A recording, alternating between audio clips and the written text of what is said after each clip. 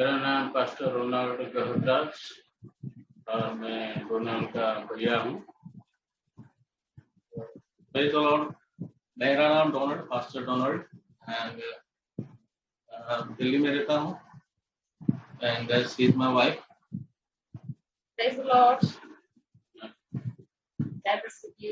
My name is Rinki. And she is my daughter, Jasmine.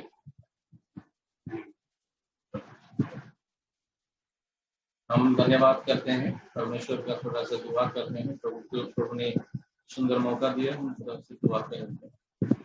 धन्यवाद यीशु, प्रभु आपको धन्यवाद करता हूँ। ये सुंदर मौका परमेश्वर आपने हमें दी है और इसके लिए मैं बहुत बहुत धन्यवाद करता हूँ।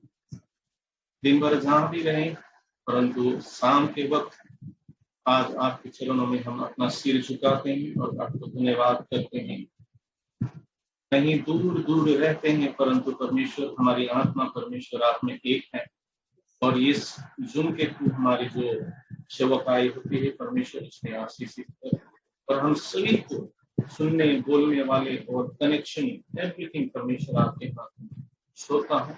सुन और ग्रहण कर। Thank you father for everything. In Jesus name we pray, आमेन।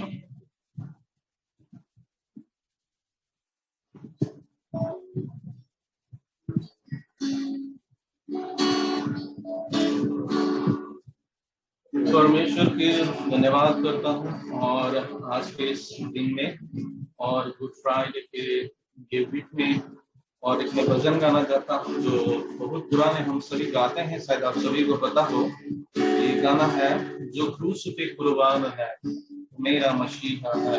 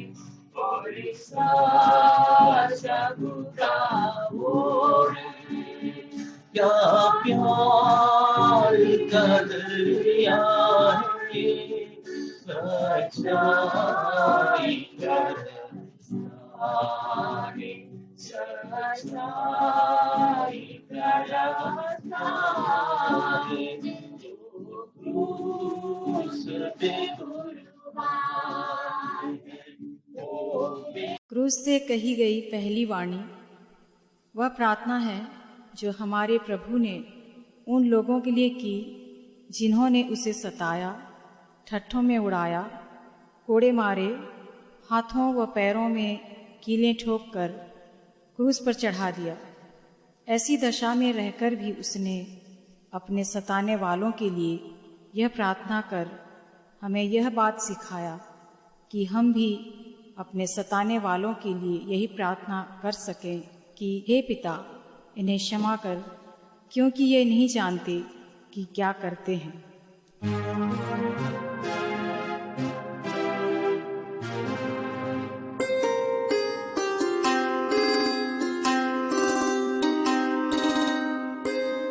ये कैसे मुमकिन है कि कोई इंसान अपने दुश्मन से कहे,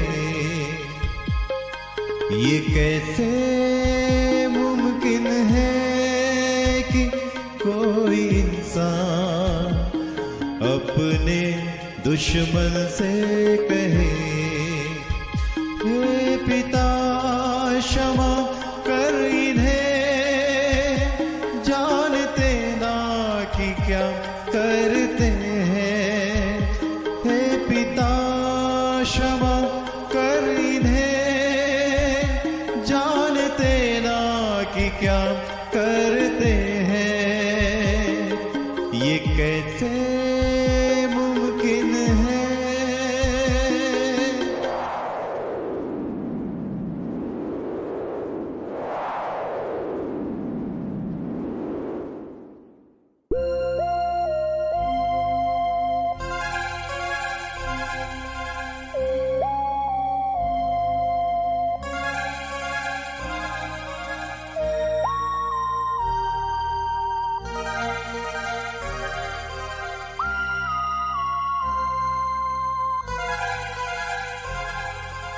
एक और अपने ही दुश्मन, दूसरी ओर सिपाही, ठट्ठा करते थूकते थे, हंसी भी उड़ाते थे उसकी। एक और अपने ही दुश्मन, दूसरी और सिपाही, ठट्ठा करते थूकते थे, हंसी भी उड़ाते थे उसकी। ऐसे माहौल में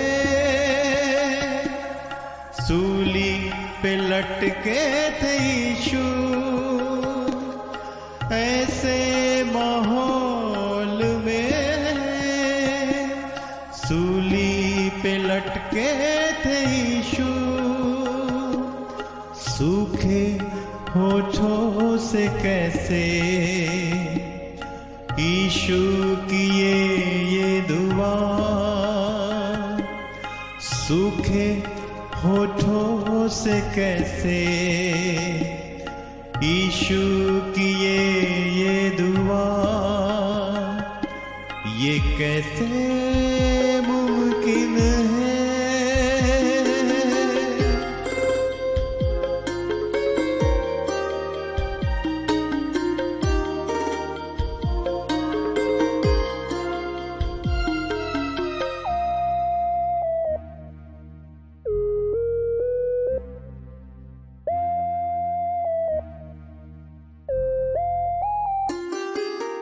एक और थी मोहब्बत, दूसरी और नफरत, कैसा दिल उसने था पाया, उनको मुआ किया। एक और थी मोहब्बत, दूसरी और नफरत, कैसा दिल उसने था पाया, उनको मुआफ किया। कैसे दिल से ऐसी हम दुआ दे सकेंगे, कैसे दिल से ऐसी हम दुआ दे सकेंगे। गर ये हमसे न हो तो यीशु ये दिल दे। गर ये हमसे न हो तो यीशु ये दिल दे। ये कैसे मुमकिन है।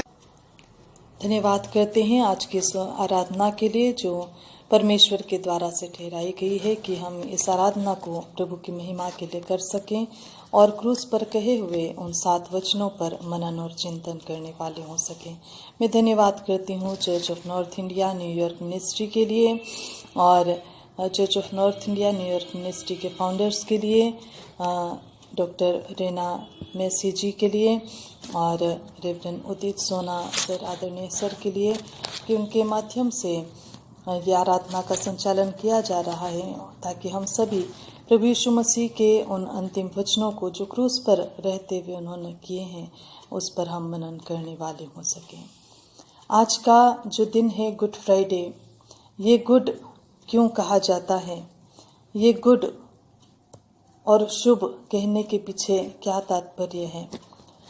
यदि हम ऐसे अमूमन देखें तो हर त्यौहार या हर एक पर्व किसी न किसी खुशी की घटना को याद करके मनाया जाता है, परंतु जो विश्वासियों का गुड फ्राइडे है, विश्वासियों का ये जो दिन है, ये बेहद ही गंभीर है। ये दुखद घटना को याद करके मनाया जाता है। इसमें हमारे उद्धारकर्ता प्रभु यीशु मसीह ने क्रूस पर पूरी मानव जाति के उद्धार के लिए अपने प्राण को दिया और उन अंतिम वचनों को, उन अंतिम शब्दों को कहा। और प्रभु यीशु मसीह ने क्रूस पर बलिदान अपने आप के लिए नहीं परंतु पूरी मानव जाति के लिए किया। इसे गुड कहने का या अच्छा कहने का या उत्तम दिन कहने का यही एक कारण है कि प्रभु ने पूरे मानव जाति के उद्धार की योजना को पूरा किया और परमेश्वर के आज्ञाकारी बने रहे, न सिर्फ किसी एक व्यक्ति के लिए, एक जाति के लिए, परंतु संसार की सारी कौमों के लिए, सारी जाति के लिए, सारी भाषा बोलने वाले, हर एक धर्म को मानने वाले हर व्यक्ति के लिए परमेश्वर ने अपने बेटे को भेजा ताकि उसके लहू से हर एक व्यक्ति इस छुटकारे को प्राप्त करें और उद्धार की योजना पूरी होने वाली हो सके। पवित्र वचन में जो पहला वचन है लूका रचित सुसमाचार उसका 23 अध्याय और 34 पद में इस प्रकार से लिखा हुआ है, तब यीशु ने कहा, हे पिता, इन्हें क्षमा कर क्योंकि ये नहीं जानते कि क्या कर रहे हैं। जब प्रभु यीशु मसीह ने इस पहली बात को कहा था उस समय प्रभु यीशु मसीह क्रूस पर लटकाए जा चुके थे।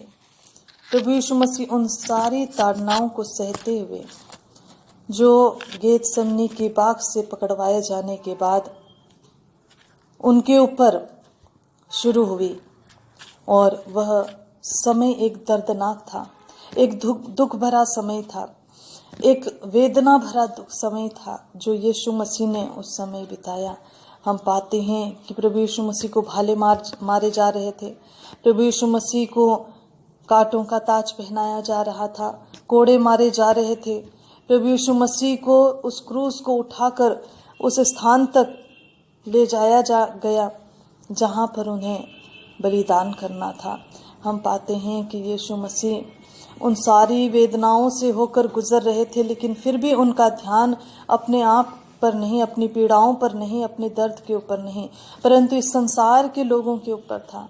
प्रभु यीशु मसीह जिस समय उस बलिदान को कर रहे थे, क्रूस पर चढ़ाए जा चुके थे और उस समय हम पाते हैं कि वहाँ पर वो सारे लोग आसपास खड़े थे जो जिनमें कुछ लोग प्रभु से प्रेम करने वाले थे और कुछ लोग जो प्रभु के विरोधी थे, जो उसका अपमान कर रहे थे, उसका मजाक उड़ा रहे थे कि ये वो समय है हम देखना चाहते हैं कि जिसने अपनी शिक्षाओं को दिया, लोगों से कहा कि एक दूसरे से प्रेम करो, क्या ये जो अपने आप में उस दुख को प्राप्त कर रहा है, क्या इसके ये क्या कहेगा, ये अपने दुख के प्रति क्या प्रतिक्रियाएं देगा। और यहाँ पर जितने उस समय जो क्रूस के आसपास लोग थे, वो ये प्रतिक्रिया का अनुभव करना चाह रहे थे, ये देखना चाह रहे थे कि यीशु मसीह चिल्लाएगा, पुकारेगा, आहें भरेगा और यीशु मसीह उनको श्राप देगा जो उनके साथ में बुरा कर रहे हैं।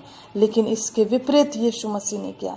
इसके विपरीत यीशु मसीह ने उन्हें, हम देखते हैं कि अपने उस असीम प्रेम को जो प्रभु यीशु मसीह का है, उसे उनके सामने प्रस्तुत किया।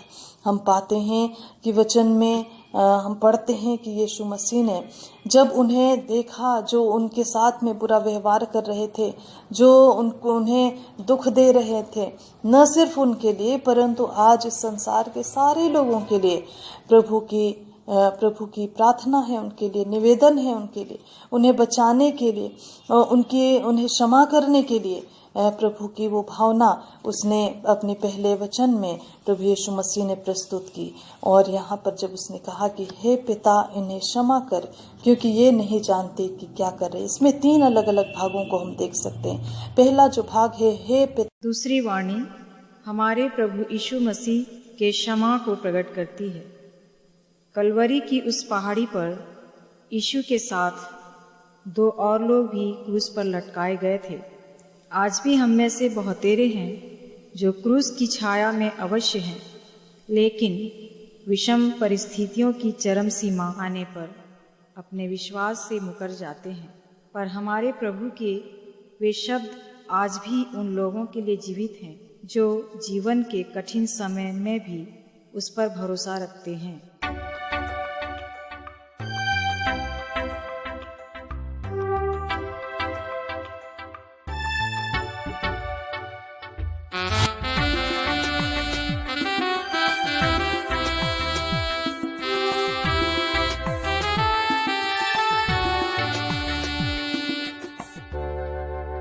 कौन लटका है कहाँ, किस तरफ है सूली के, बाएं या दाईं तरफ, दूर या पास सूली के। कौन लटका है कहाँ, किस तरफ है सूली के, बाएं या दाईं तरफ, दूर या पास सूली के। जिंदगी मिली उसको जिससे यीशु ने कहा, जिंदगी मिली उसको जिससे यीशु ने कहा, आज ही मेरे साथ तू स्वर्ग लोक में होगा, आज ही मेरे साथ तू स्वर्ग लोक में होगा।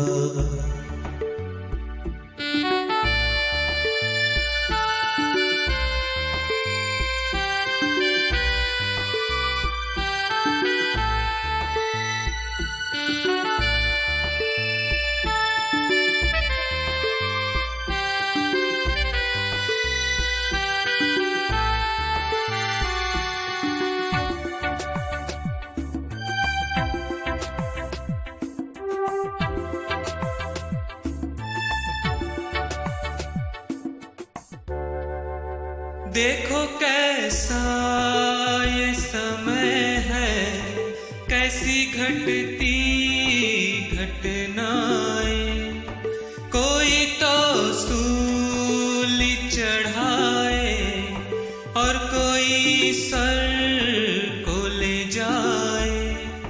देखो कैसा ये समय है, कैसी घटती घटनाएं, कोई तो सूली चढ़ाए और कोई सर को ले जाए। आज मैं जाने हूँ कहाँ, किस तरफ हूँ सूली के। काश वो मुझसे कहे जैसे डाकू से था कहा, आज ही मेरे साथ तू स्वर्गलोक में होगा। आज ही मेरे साथ तू स्वर्गलोक में होगा।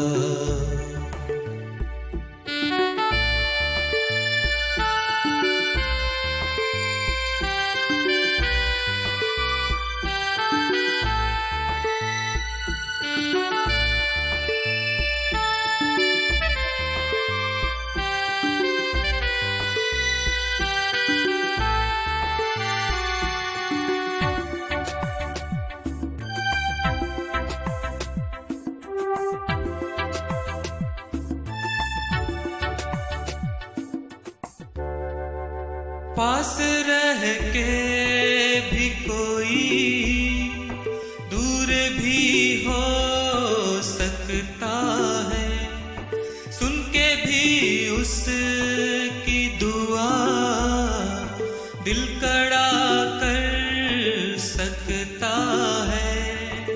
पास रह के भी कोई दूर भी हो सकता है, सुन के भी उसकी दुआ दिल कड़ा कर सकता है। काश मैं तेरे संग आज स्वर्गलोक जा पाऊं। आया हूँ गुनाह से दबा, सूली पास हूँ मैं खड़ा।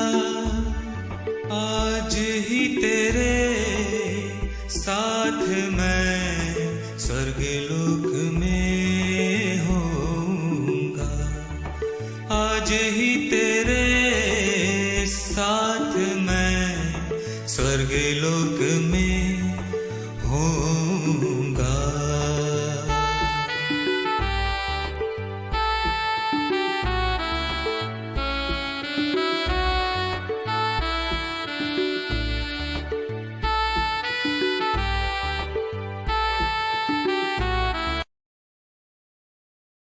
को प्रभु यीशु मसीह के नाम में जय मसीह की। मुझे जो परमेश्वर की दूसरी वाणी, प्रभु यीशु मसीह के द्वारा कही गई दूसरी वाणी क्रूस पर से जो मुझे अवसर दिया, मैं इस अवसर के लिए डॉक्टर रेना मैसी जी का धन्यवाद देता हूं। साथ ही साथ church of north India and New York care ministry का धन्यवाद देता हूं। हम मनन करने के लिए जा रहे हैं प्रभु यीशु मसीह के द्वारा कही गई क्रूस से दूसरी वाणी, जो पाया जाता है लूका रचित सुसमाचार 23 अध्याय 39 पद से लेकर 43 पद में। परमेश्वर के वचन में इस प्रकार से लिखा है, जो कुकर्मी लटकाए गए थे उनमें से एक ने उसकी निंदा करके कहा, क्या तू मसीह नहीं? तो फिर अपने आप को और हमें बचा। इस पर दूसरे ने उसे डांट कर कहा, क्या तू परमेश्वर से भी नहीं डरता? तू भी तो वही दंड पा रहा है और हम तो न्याय अनुसार दंड पा रहे हैं, क्योंकि हम अपने कामों का ठीक फल पा रहे हैं, पर इसने कोई अनुचित काम नहीं किया। तब उसने कहा, हे यीशु, जब तू अपने राज्य में आए तो मेरी सुधि लेना। उसने उससे कहा, मैं तुझसे सच कहता हूं कि आज ही तू मेरे साथ स्वर्ग लोक में होगा। सच में मेरे प्रियो, ये वो समय है जब प्रभु यीशु मसीह के साथ में दो डाकू, दो कुकर्मी लटकाए गए हैं। एक कुकर्मी, एक डाकू कहता है कि तू अपने आप को भी बचा, मुझे भी बचा। वो संदेह कर रहा है कि क्या तू मसीह नहीं? और दूसरी ओर हम दूसरे कुकर्मी या दूसरे डाकू को देखें तो वो कहता है कि हे प्रभु, तू अपने राज्य में आए तो मेरी सुधि लेना। और प्रभु यीशु मसीह ने देरी नहीं की और कहा कि आज ही तू मेरे साथ स्वर्ग लोक में होगा। मेरे प्रियो, यहां हमें कुछ बातें नजर आती हैं। ऐसा मनुष्य जिसने कभी पाप का अंगीकार नहीं किया, ऐसा मनुष्य जिसने कभी शायद अपनी गलती को नहीं माना होगा, लेकिन आज वो क्रूस से यीशु मसीह को परमेश्वर के रूप में स्वीकार कर रहा है, यीशु मसीह को एक राजा के रूप में, एक मसीहा के रूप में स्वीकार कर रहा है। मेरे प्रियो, यहां हम 6 बातों को देखेंगे। पहली बात, उस डाकू ने जिसने क्षमा मांगी और जिसने कहा कि हे प्रभु तू अपने राज्य में आए, मेरी सुधि लेना। और प्रभु यीशु मसीह के द्वारा कहा गया ये कथन कि मैं तुझसे सच कहता हूं कि तू आज ही मेरे साथ स्वर्ग लोक में होगा। मेरे प्रियो, ये डाकू जिसने क्षमा मांगी और जिसने कहा कि मेरे तू अपने राज्य में आए तो मेरी सुधि लेना, मेरे प्रियो, उसने कुछ बातों पर मनन किया होगा और कुछ बातों को उसने स्वीकारा, जो कि आज मैं आप सभी के समक्ष बताना चाहता हूं। उसने सबसे पहली बात, उसने परमेश्वर के अस्तित्व को पहचाना। उसने जाना, वो जान गया था कि यही परमेश्वर का पुत्र है, जिसने कोई गुनाह नहीं किया है और जिसने कोई पाप नहीं किया है और जिसको जो सजा मिली है, जिसका ये हकदार नहीं है, जिसका कोई हकदार नहीं है। वो इस बात को उसने उस सलीब पर महसूस कर लिया था मेरे प्रियो। और आज वो कहता है कि हे प्रभु तू अपने राज्य में आए तो मेरी सुधि लेना। उसने परमेश्वर के अस्तित्व को जाना। दूसरी बात, उसने इस बात का अंगीकार किया कि वह पापी है। मेरे प्रियो, आज वर्तमान में यदि कोई अपने पाप का अंगीकार करता है, इससे बड़ी कोई बात नहीं। मेरे प्रियो, हमने दूसरों के बारे में तो हम कहते हैं कि वो पापी है, ये पापी है, इसने गुनाह किया है, उसने गुनाह किया है, लेकिन कई बार हम अपने आप को या अपने गिरेबान में झांकना भूल जाते हैं। लेकिन मेरे प्रियो, आज ये व्यक्ति जो सलीब पर है, क्रूस पर लटकाया गया है, आज ये स्वयं इस बात का अंगीकार करता है कि मैं पापी हूं, मैंने गुनाह किए और ये सजा मिलना मुझे आवश्यक है। तीसरी बात, मेरे प्रियो, उसने इस बात को स्वीकारा कि यीशु जो सलीब जिसको दी गई है वो निर्दोष है, जिसने कोई गुनाह नहीं किया, जिसने कोई गलत कार्य नहीं किया, आज उसको सलीब दी जा रही है, आज उसको क्रूस पर लटकाया जा रहा है। इस बात को ये डाकू, ये कुकर्मी व्यक्ति अच्छी रीति से जान गया और अच्छी रीति से ये पहचान गया, और इसने तभी कहा कि हे प्रभु तू अपने राज्य में आए तो मेरी सुधि लेना। मेरे प्रियो, इसने केवल यहीं तक नहीं वरन यह भी पहचान लिया कि यीशु ही ईश्वर का पुत्र है, उसके ईश्वरत्व को पहचान लिया, उसमें ईश्वर के जो गुण हैं उसको उसने पहचान लिया,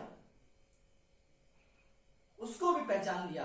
यीशु मसीह के ईश्वरत्व के गुणों को उसने पहचान लिया और तभी उसके उस अधिकार के साथ कहता है कि जब तू अपने राज्य में आए तो मेरी सुधि लेना, मेरी सुधि लेना, मेरी सुधि लेना। मेरे प्रियो, और ये बात जो जब उसने पहचान ली कि यीशु मसीह के ईश्वरत्व को पहचान लिया और उस ईश्वर होने के नाते प्रभु यीशु मसीह ने भी उसे उत्तर दिया कि मैं तुझसे सच कहता हूं कि आज ही तू मेरे साथ स्वर्ग लोक में होगा। मेरे प्रियो, आगे हम देखते हैं कि उसने यह भी महसूस किया कि ये जीवन जो है वो अविनाशी जीवन है, इसका तो विनाश होना है, लेकिन इसके बाद जो जीवन मिलने वाला है, इसके बाद जो प्रभु यीशु मसीह सुधि लेने वाला है, वो अविनाशी जीवन होगा। और तभी वो कहता है कि हे प्रभु जब तू अपने राज्य में आए तो मेरी सुधि लेना, मेरी सुधि लेना। मेरे प्रियो, वो जानता था कि यह जीवन जो विनाश की ओर जा रहा है, अब तो यह जीवन समाप्त हो जाएगा, लेकिन इसके बाद जो जीवन मिलेगा वो अविनाशी जीवन होगा, वो अनंत जीवन होगा। और उस अनंत जीवन की चाह में उसने कहा कि हे प्रभु तू जब अपने राज्य में आए तो मेरी सुधि लेना। मेरे प्रियो, केवल यही नहीं, वो इस बात को भी जान गया कि अब तो पुनरुत्थान होना आवश्यक है, नहीं तो वो ये नहीं कहता कि हे प्रभु अपने राज्य में आए तो मेरी सुधि लेना। वो जानता था कि यीशु मसीह का पुनरुत्थान होना आवश्यक है, ये फिर से एक नया स्थान मिलना आवश्यक है। इस बात को वो बड़ी ही गहराई से जानता था, या यूं कहें कि वो जान गया था। और इस बात को जानकर उसने कहा कि हे प्रभु तू अपने राज्य में आए तो मेरी सुधि लेना। मेरे प्रियो, इस डाकू ने न जाने कितनी चोरियां करी होंगी, न जाने कितनी डकैतियां डाली होंगी, और न जाने कितने गलत कार्य किए होंगे। और मेरे प्रियो, अगर यूं कहें, कुछ लोग इसके बारे में ऐसा भी कहते हैं कि इसने जीवन भर डकैती डाली, जीवन भर इसने चोरियां करी, और जाते जाते भी इसने स्वर्ग की चोरी कर ली, स्वर्ग का वो स्थान की चोरी कर ली, जाते जाते भी वो डकैती करके चला गया। और वो भी कब? जब यीशु मसीह ने कहा कि मैं तुझसे सच कहता हूं कि आज ही तू मेरे साथ स्वर्गलोक में होगा। मेरे प्रियो, आज मैं और आप जो इस वचन को सुन रहे हैं या इस वचन को देख रहे हैं, मेरे प्रियो, क्या मैंने और आपने, जब आज प्रभु यीशु मसीह को हम याद कर रहे हैं कि वो सलीब पर है और सलीब पर उसने मेरे और आपके पापों की खातिर जान दी है, क्या मैं और आप भी उसको स्वीकार करते हैं? उसके परमेश्वर होने के अस्तित्व को स्वीकार करते हैं और अपने आप के पापी होने को स्वीकार करते हैं और यीशु को निर्दोष होने को स्वीकार करते हैं, साथ ही साथ यीशु मसीह के ईश्वरत्व होने के गुण को स्वीकार करते हैं, और साथ ही साथ ये जीवन जो विनाशकारी जीवन है, क्या हम उस अनंत जीवन पर विश्वास करते हैं? उस अविनाशी जीवन पर विश्वास करते हैं? साथ ही साथ क्या हम पुनरुत्थान पर विश्वास करते हैं, जो पुनरुत्थान मुझे और आपको प्रभु यीशु मसीह देने पर है? यदि हाँ, तो अवश्य है कि आज मुझसे और आपसे यीशु मसीह कह रहा है कि तू कल ही मेरे साथ स्वर्गलोक में होगा। मेरे प्रियो, चाहे मेरा और आपका जीवन क्षण भर का ही क्यों ना हो, चाहे अब इस वचन के सुनने के बाद ही क्यों ना मेरा और आपका जीवन समाप्त हो जाए, लेकिन मुझे और आपको यह आशा होनी चाहिए कि अब मैं और आप उसके अविनाशी जीवन में प्रवेश कर जाएंगे, और आज ही हम उस स्वर्गलोक में होंगे जहां प्रभु यीशु मसीह चाहता है। प्रभु यीशु मसीह चाहता है। आवश्यक है कि हम अपने पापों का अंगीकार करें, आवश्यक है कि हम जो यीशु मसीह मुझसे और आपसे चाहता है हम वो कार्य करें। और मैं और आप देखेंगे कि जिस प्रकार उस डाकू ने, उस कुकर्मी ने जो कुछ पा लिया, मैं और आप भी पालेंगे, मैं और आप भी पालेंगे। धन्यवाद इन वचनों के लिए जो प्रभु यीशु मसीह के द्वारा आज मुझे मिला है, आपको मिला है, हमारे आपके हृदय की सूखी भूमि पर बोया गया है। पिता परमेश्वर इन वचनों के द्वारा हम सभी को आशीष दे। धन्यवाद। तीसरी वाणी प्रभु ने अपनी उस माँ से कहा जो अपने पुत्र की हर बात को अपने मन में रखने की आदी थी। अपने मुंह से ये शब्द उच्चारण कर उसने हमें शिक्षा दी है कि परिस्थितियां चाहे कैसी भी हों, हमें जन्म देने व हमारी चिंता करने वाले माता पिता का ध्यान रखना हमारे लिए कितना आवश्यक है।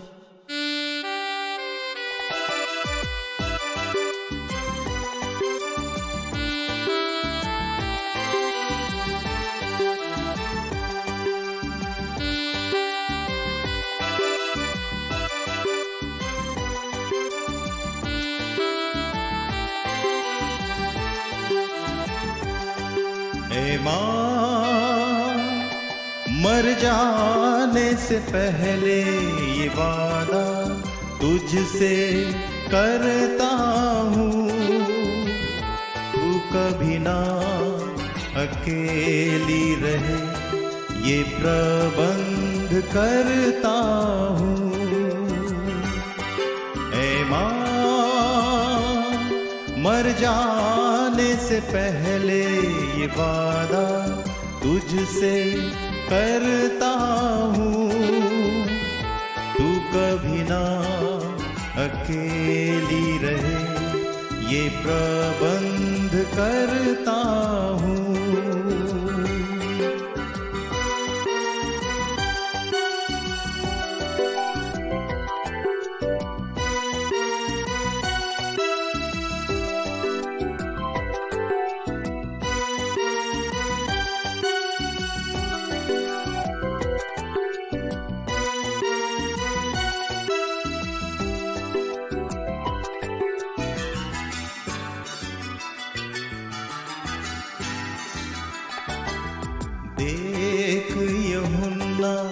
आज से तेरी मेरी माँ आगे तेरी माँ है।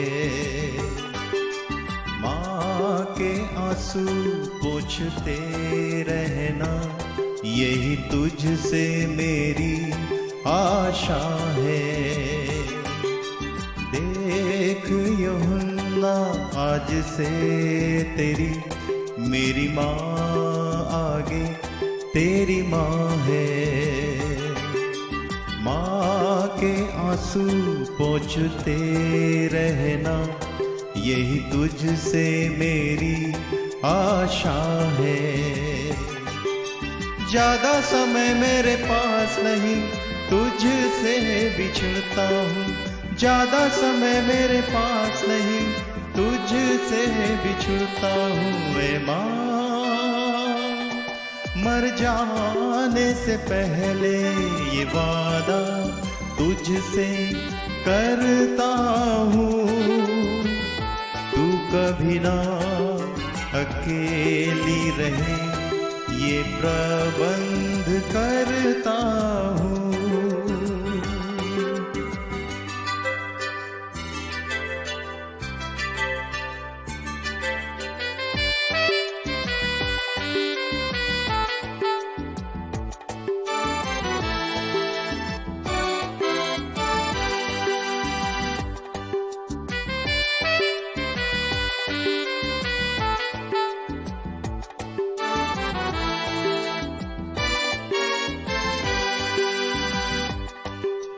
सुन ए माँ अब मेरी जगह, बेटा तेरा यही होगा। हर मुश्किलों में हर समय अब तेरे संग ये होगा। सुन ए माँ अब मेरी जगह, बेटा तेरा यही होगा। हर मुश्किलों में हर समय अब तेरे संग ये होगा। फिर मैं वापस आऊंगा, अपने संग ले जाऊंगा। फिर मैं वापस आऊंगा, अपने संग ले जाऊंगा। ऐ माँ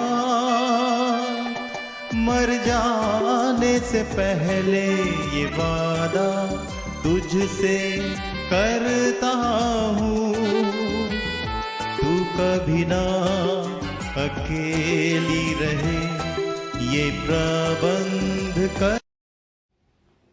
प्रभु यीशु मसीह के मधुर नाम में आप सभी को जय मसीह की।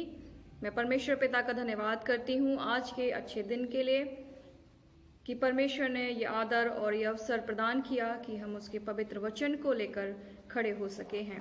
मैं विशेष धन्यवाद देना चाहती हूँ church of north India New York and care ministry की डायरेक्टर डॉक्टर रेना मैसी दीदी के लिए।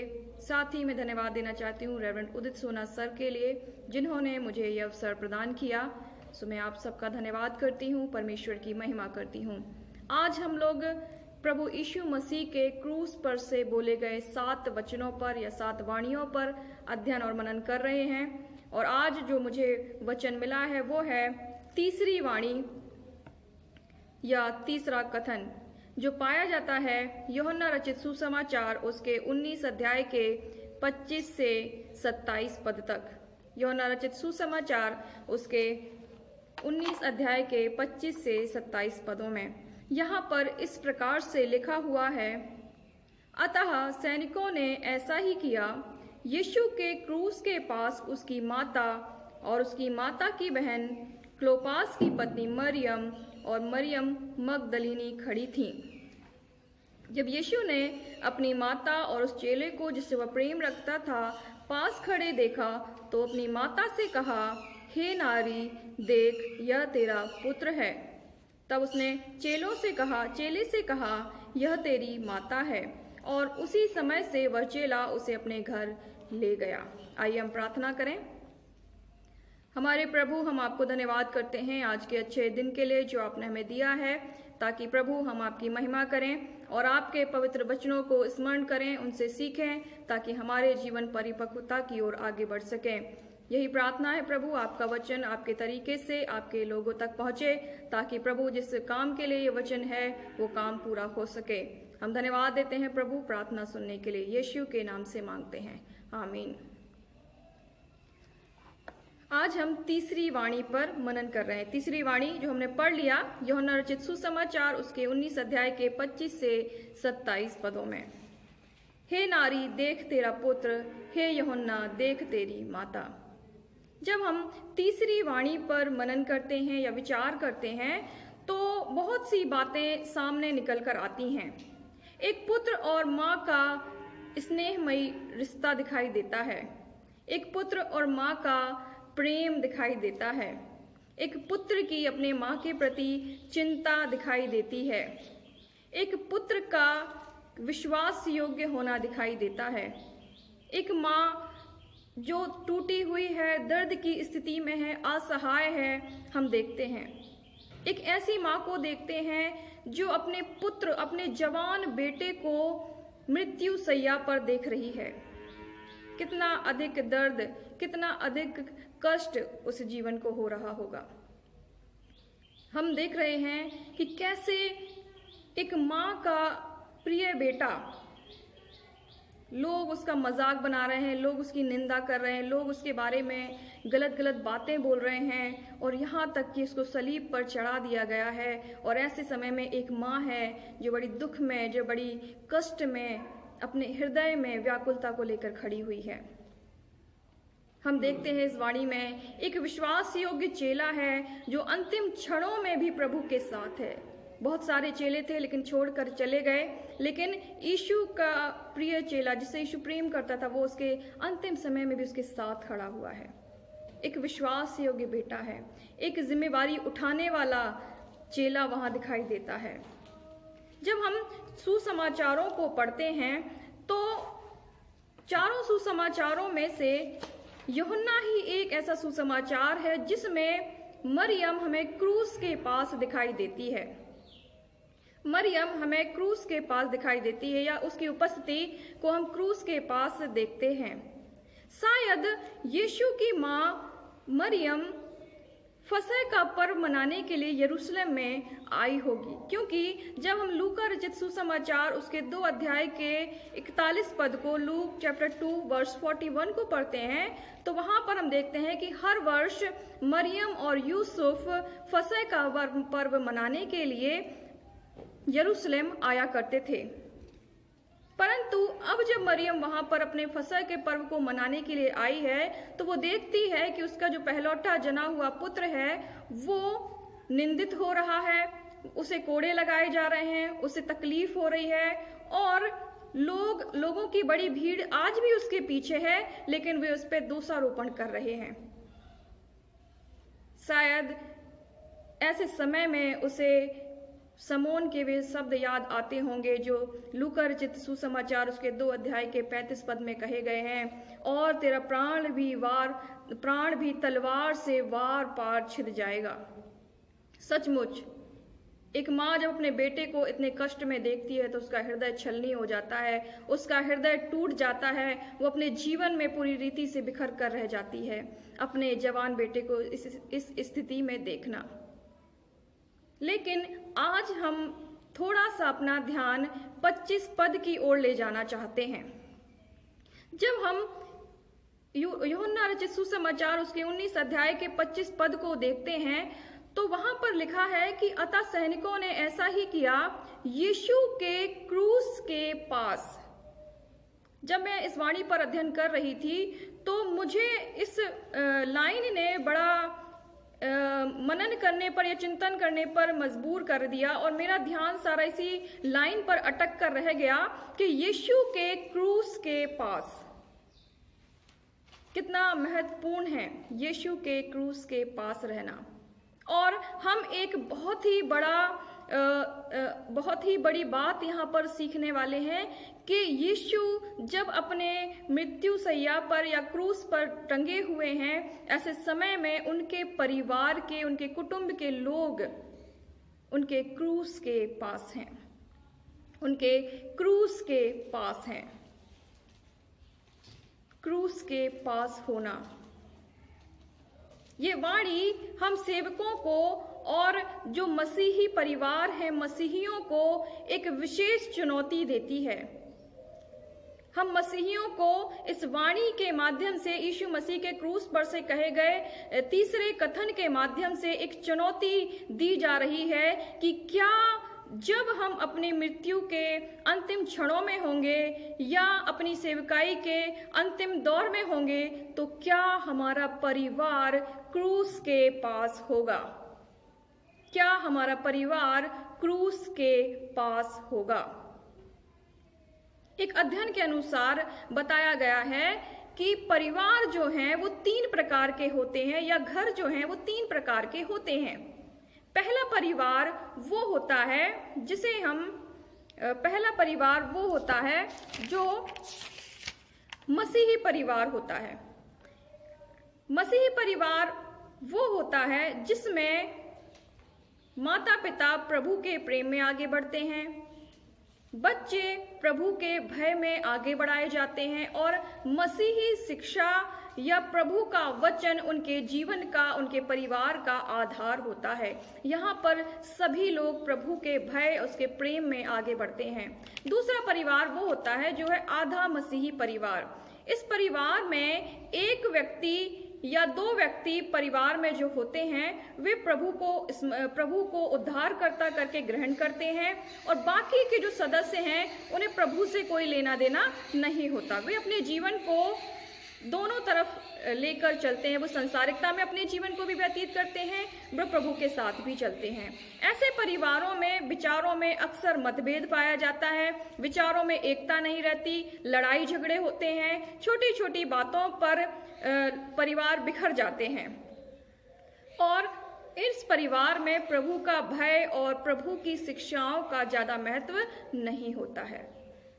तीसरा जो परिवार होता है वह होता है अविश्वासी परिवार। इस परिवार में हम देखते हैं कि जहां पर कोई भी व्यक्ति प्रभु यीशु को उद्धारकर्ता करके अपने जीवन में ग्रहण नहीं करता, उन्होंने अपने पापों की क्षमा नहीं पाई हुई होती, इसलिए वे एक दूसरे के अपराधों को भी क्षमा नहीं कर पाते, एक दूसरे की बातों को सह नहीं पाते और ऐसे परिवार केवल नामधारी मसीही बनकर रह जाते हैं। उन्हें प्रभु से कोई लेना देना नहीं होता। इस अध्ययन के अनुसार यह बात हमारे समक्ष बिल्कुल प्रकट हो जाती है कि हम अपने परिवार को किस श्रेणी में रखते हैं। हमारा परिवार किस श्रेणी में आता है? क्या वह पूरा मसीही परिवार है, क्या वह आधा मसीही परिवार है या पूर्ण अविश्वासी परिवार है? जब हम इस वाणी पर विचार करते हैं तो हमें एक चैलेंज मिल जाता है, एक बड़ा ही चुनौतीपूर्ण संदेश हमें यहाँ मिलता है कि क्या हमारा परिवार आज क्रूस के निकट है। प्रभु यीशु मसीह ने क्रूस पर से इस कथन को कहकर हमें एक चुनौती दी है, हम सेवकों को विशेष एक चुनौती दी है कि सेवकाई के दौरान हम लोग पूरे संसार को प्रभु के पास लाने का प्रयास करते हैं, मसीह शिक्षाओं में लोगों को आगे बढ़ाते हैं, जवानों को आगे बढ़ाते हैं, लेकिन इन शिक्षाओं में आगे बढ़ते बढ़ते कहीं ना कहीं हमारा परिवार पीछे छूट जाता है। प्रभु हमें ये सिखाना चाहते हैं कि हम सेवा में हैं या मसीही जीवन व्यतीत कर रहे हैं, ऐसे समय में अपने प्रियों को भी साथ लेकर आगे बढ़ें।